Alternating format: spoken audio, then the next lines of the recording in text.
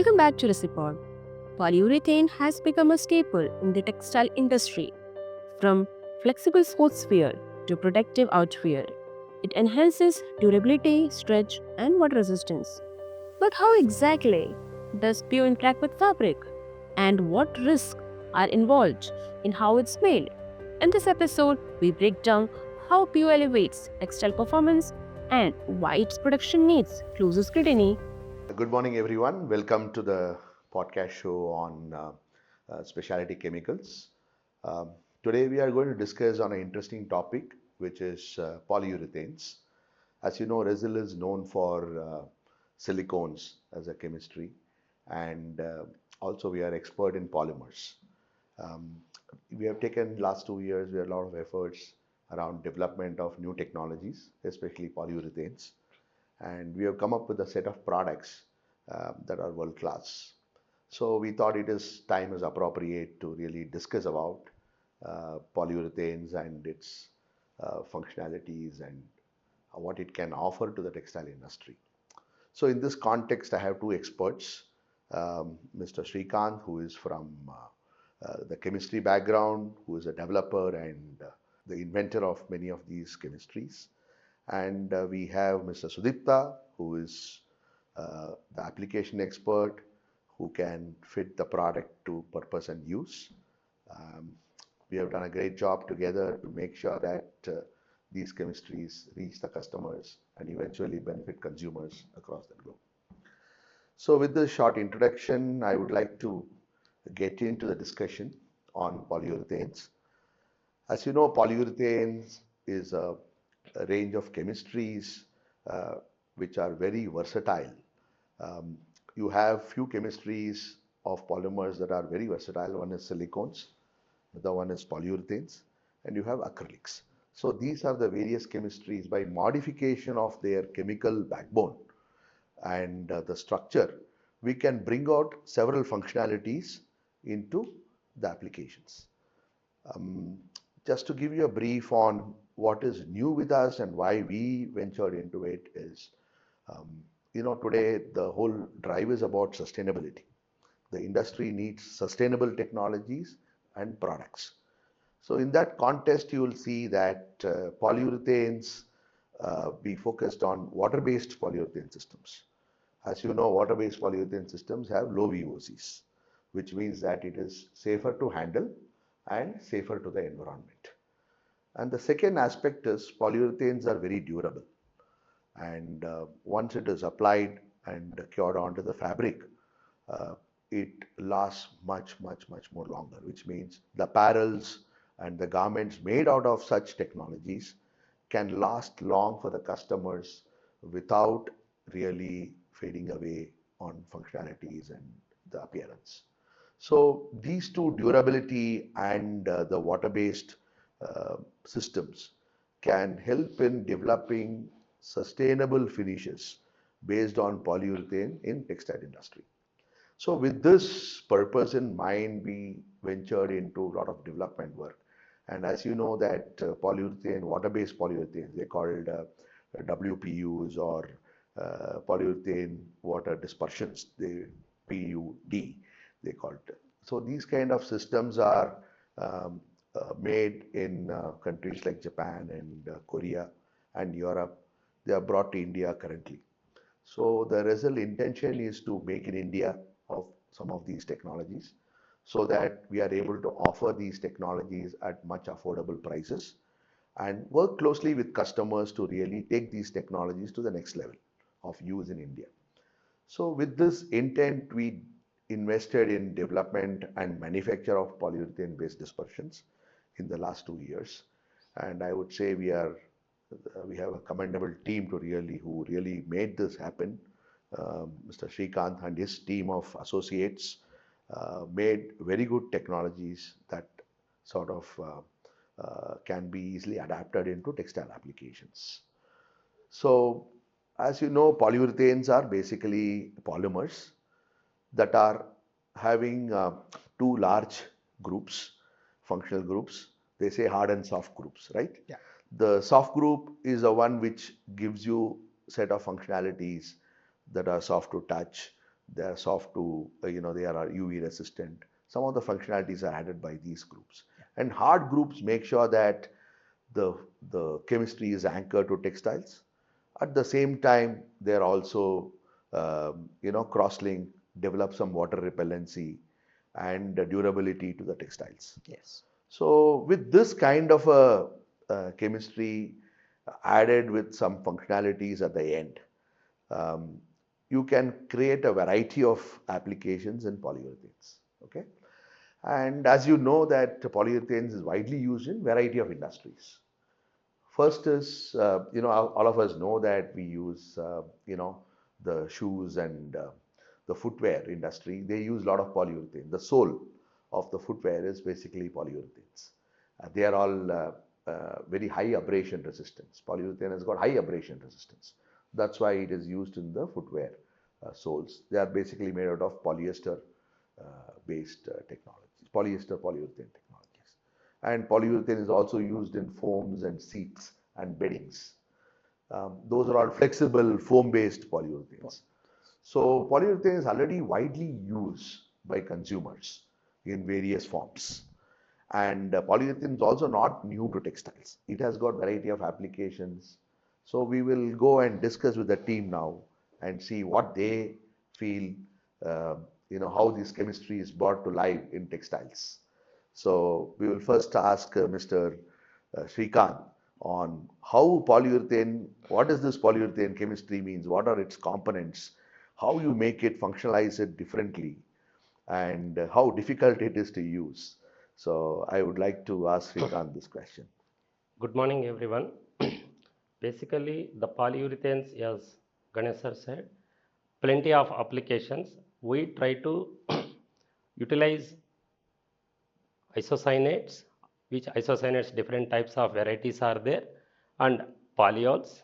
We will be doing pre-polymer. Further, we will be doing chain extension, and whatever the main polymer which will be making with a desired molecular weight, and afterwards we will be doing applications for which we are looking for of wrinkle free finishes purpose basically, and it is applicable to give the very good DP rating and durable press as etc, and it has very less in shade changes or whiteness drops, all these kind of aspects which applications basically we will be doing in day in and day out. In terms of chemistry, can you explain more about what are these isocyanates and also what concentration of the finished products you make? Basically, different types of isocyanates are available, as everyone of us aware. Linear chain, cyclic, as like HMDI, MDI, TDI, IPDI. So many varieties are available. So we will be using whatever the which are useful for our finishing purpose, isocyanate, and we'll be using with polyols. Basically, polyols also different types are available: polyether polyols and polyester polyols. So we'll be using isocyanate with polyols, and we will be getting pre-polymer with desired molecular weight which we are looking, and after we ensured that that molecular weight which we achieved is, then we will be doing chain extension. There are different kind of reagents are available, so we'll be using alcohols for which to do chain extension, and after doing chain extension we'll be ensuring that the reaction is properly carried out, and further we will be doing application studies etc. What about the products? What are the various concentration of products you make? Basically 100% polyurethane also can be made, but still at this moment for our requirement different type of concentration, 25%, 60%, and 80-100% also we are targeting. At this moment 25% as well as 60% are available ready to use, and we can just do it further. Our application, we can carry out our application studies for which we are looking for. Okay. So, Mr. Sudipta, just wanted to understand, PU can be used in different types of textiles, Yes. and it's already in use Yeah. to a large extent. So can you tell us, throw some light up on, technical textile applications, printing applications to start with? Yeah. How PU is used in these applications? I think this is a very unique field actually. If we look into normal silicons and which resin is known for, as you told earlier, which is very correct, there is a very new zonal for us, and it's a future, because polyurethanes, most of the cases, these are the things which can be more and more getting incorporated into our day-to-day life. Yeah. And also it is giving a lot of good exposure where people are trying to reduce the weight. Just give for example, like when you are making a railway engine. So now many parts are getting replaced from metal to a polyurethane. So what is happening? You are reducing the weight of the thing, so it's becoming more efficient, more energy, sustainable way. Similarly, when we are talking about polyurethane in textiles, which is our core field, we can divide it majorly into two parts. One is technical textiles, which is really picking up now. Indian government is also pushing lot of things to make it more technical textiles oriented. There are certain advantages on this, and day-to-day normal textiles, which we call the fashion garment, that also would have application. What I will try to do is, I will try to just give you a brief idea about applications of technical textiles. The technical textiles majorly comes into coatings and laminations. Uh, if you go back in time, the coating started with acrylics, because that was the more easily available chemistry and easier to use. But as the time progressed, there was a requirement where more speciality, more functionality was required, which acrylics were not able to match. Then the PU came into the picture. Now with this PU, to give a very a common example, like when you're talking about automotives, automotives, the seats. When people are sitting in the driving the car or in the there, a lot of abrasion happens between the garment what you are wearing and the seats. So previously there was a concern that lot of peeling is happening. The garments are getting worn out quickly, or maybe the seats are not so much of durable. After introducing this PU as a coating, those things are completely solved now. So that's a very unique and very interesting application of PU. Because of high abrasion resistance. Because of very high abrasion resistance. And not only that, see, in many cars also now, what people are trying to do, they are making as an enforcing agent. So they are enforcing those metals with this PU. So the metal quantity is coming down, the cars have become more lightweight, but at the same time it is becoming highly efficient. Another very important, very important application of PU is for medical textiles. For the medical textiles, what happens? A lot of bloods and a lot of other things are there. Stains are happening. PU is such a component which can make it completely hydrophobic. Even for the blood, generally bloods will seep. Now, like if we use a water repellent type product, C0 type product, it can prevent only aqueous stains, but it cannot prevent penetration of bloods. But with this PU, properly technologically driven thing, it can be made completely hydrophobic.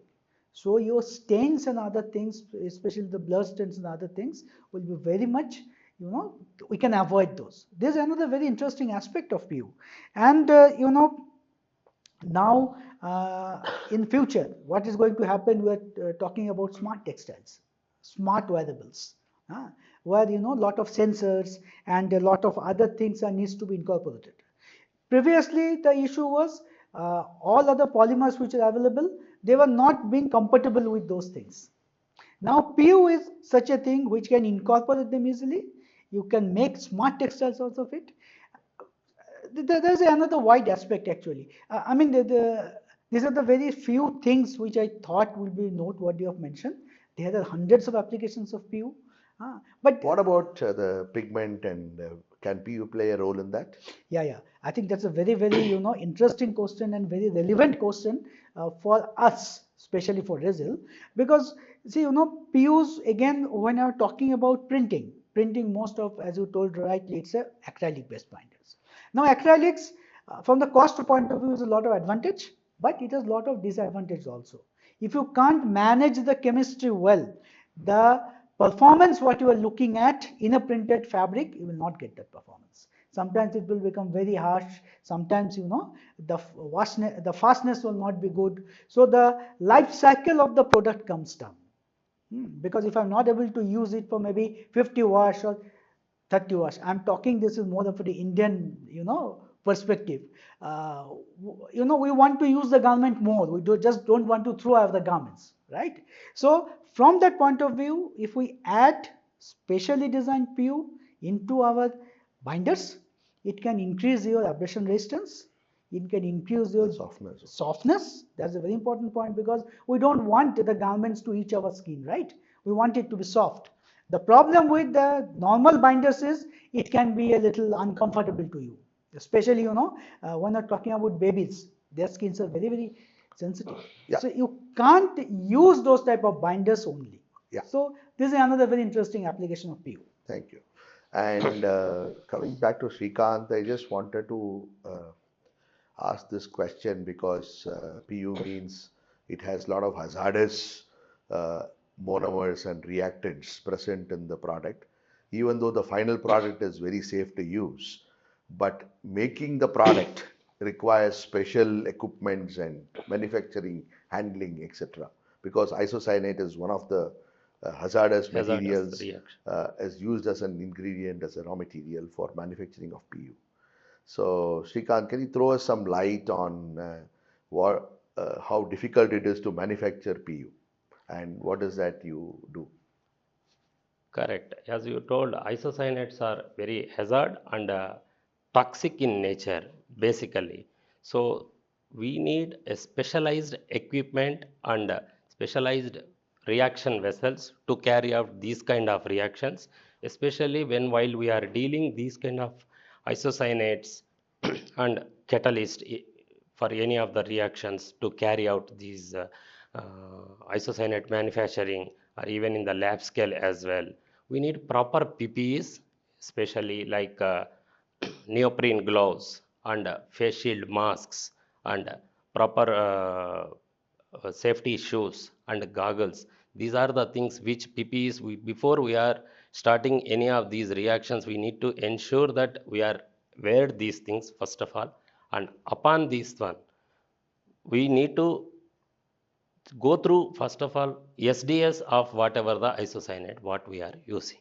Isocyanate, since it's in toxic in nature, and we should be aware of that what are the things which we will be, suppose if it exposed to oxygen or moisture, if it is present in the oxygen, what could be the thing we need to be done to quench these isocyanates, because the hazard, it is a more or less like a runaway reaction if it is in bulk scale, if we will be manufacturing. So we should be aware of the what are the quenching things which we can be ready-madely available. And coming to the reaction part, the whatever the reaction while carrying out, not only the glassware, the total equipment and around the atmosphere should be completely carried out with the nitrogen atmosphere, and we should be ensured that nitrogen pressure under any circumstance should not be fall down. And these, while handling of this one, we should not expose to the any of the on our human skin or eyes or any of the body parts. If at all exposed, it causes tremendous problems. If it exposed to skin dermatitis, if it exposed to eyes conjunctivitis, if it exposed to body parts, we need to wash with plenty of water. All those kind of proper things, cautions we have to be ensure that we are following. And while utilizing, we should not use with any time with directly with hands or whatever it is, proper PPEs we should be ensured that, and it should be completely like a automated system at which point of time, at which point of reaction temperature when it is need to be added, should be added in a appropriate rate, not in too fast, not in too slow. So the momentum should be managed overall throughout the reaction process. The kinetics to be managed. Yes, I fully agree. And though the final product is very safe to use, but making this product requires a lot of safety and precautions to be taken before we manufacture this.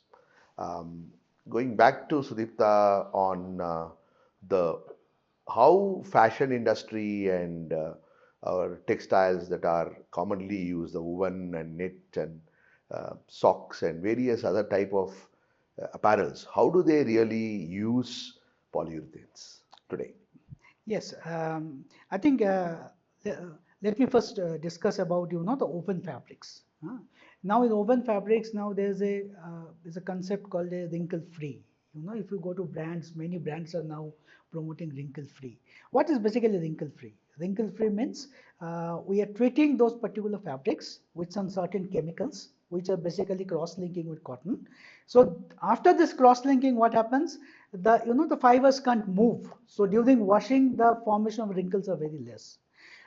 The major drawback of this type of finishing is there's a lot of strength loss happens during the process. So the durability of the fabric is less. So to control that, to come out of that, it is advisable to use a polyurethane dispersion. What it basically does, it improves the strength of the fabric, especially from the point of view of tensile.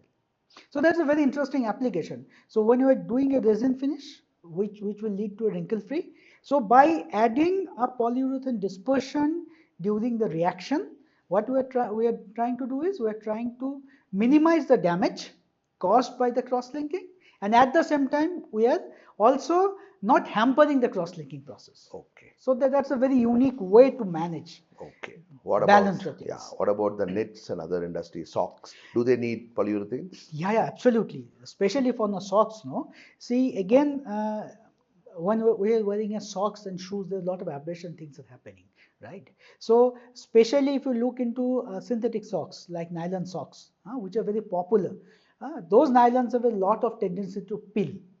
So, if the peeling is happening, so you cannot wear the socks. So, if we give a polyurethane coating, either by a coating application or by a spray application, what we can do, we are increasing the abrasion resistance, we are increasing the peeling resistance. So, and at the same time, what we do know, the very important aspect, I think you also highlighted the soft part, especially when we are talking about skin, the softness is very important. Yeah. So only with silicons that type of softness can never be achieved. So it has to be a combination of a polyurethane or the specially modified polyurethane which can give you all these properties with a soft touch. Okay. What about fabrics like linen or some specialty fabrics? Yeah. Do they need polyurethanes? Yes. Very important, because when you're talking about linen on any bast fibers, already those bast fibers, it is very itchy. If you feel, for example, if you handle a unfinished linen fabric, you will not get that comfort. And also being a bast fibers, it is very, prone to abrasion. So by applying a polyurethane along with some other chemicals, you can make the fabric really soft. Also, you can make it a good abrasion resistance. You can make it a good peeling. See, one more drawback with this type of linen type of fabric is you cannot apply more silicons. Because if you apply more silicons, what will happen? There's a lot of seam slippage problems and other problems will come. So, to get similar type of comfort level, special modification has to be done on the polyurethane, which can suit the linen fabric, which will give you a good comfort along with a good abrasion resistance and peeling. Fantastic. So I think we covered all the aspects of polyurethanes. Just to summarize, that polyurethane chemistry is very versatile. It can give you softness, it can give you abrasion resistance, it can give you anti-peeling properties, UV resistance. It can be made to do many things at the same time.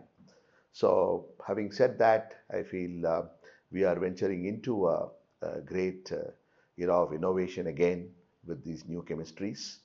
I wish the team very well and wish Faisal all the best in this new experiments. Thank you so much. Thank you. Thank you. Thanks for listening to Recipod. Polyurethane continues to shape modern textiles, but the path to sustainability starts with understanding what's behind the fabric. Stay with us as we explore more chemistry driven insights that power the industry.